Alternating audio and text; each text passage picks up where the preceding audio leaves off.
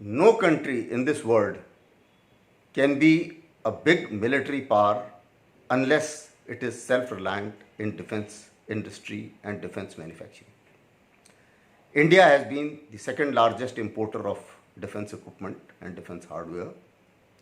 In this context, the decision of Government of India to put 101 items on import ban list is a welcome decision and a first major step towards self-reliance.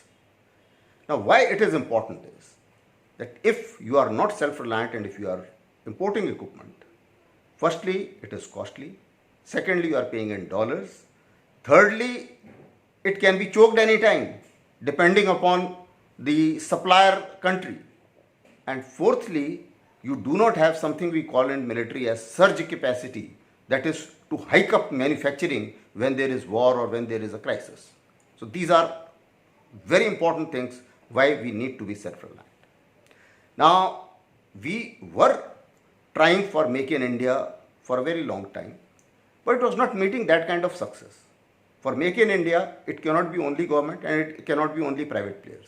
Now, private players were finding difficulty for the reason because R&D in defense, that is research and development in defense, is very costly. And for any private player to invest in research and development without a firm order, which is not possible as per the procedure, is a risky proposition, and therefore people were hesitant.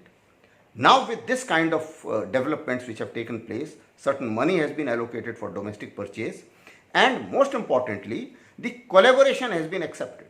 Now in collaboration, there were little defense reforms which were floated a little earlier, and DPP 2020 was also floated a little earlier.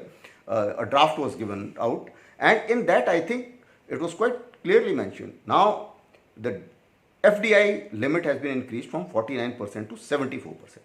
So therefore, the Indian industry can find a partner who is got a R&D base and who can manufacture, and in collaboration with that, manufacture it in India.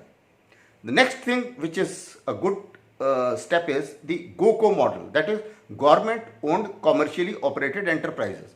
So the government facilities can be used.